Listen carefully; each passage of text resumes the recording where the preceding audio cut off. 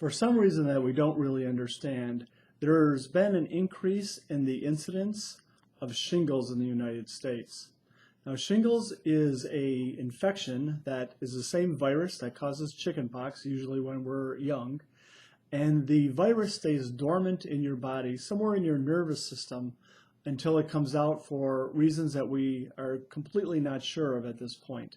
But it basically comes out as a rash along a nerve pattern, and that pattern can be in your face, can be in your chest, it could be in your arm or leg.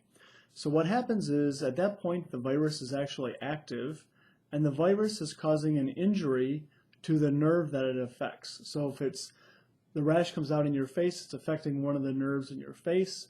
It comes out in your chest wall, it's affecting one of the nerves in your chest wall. It's very important that you see a physician as soon as possible once you have a diagnosis of shingles, or if you think you may have shingles. The earlier that it's treated, the more successful the treatment is.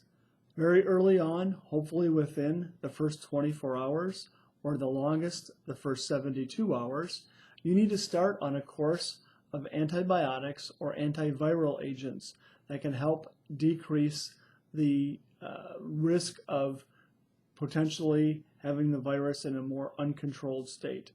The longer that the virus damages the nerves, the more likely the pain is to be permanent.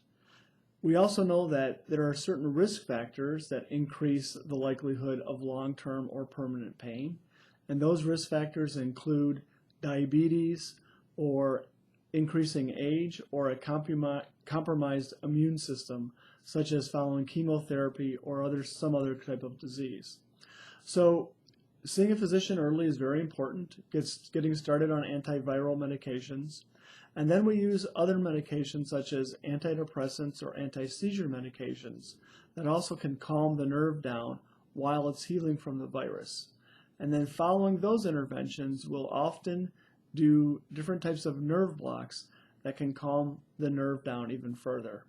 The key message here is, if you have shingles or think you may have shingles, it's important that you speak to your physician as soon as possible.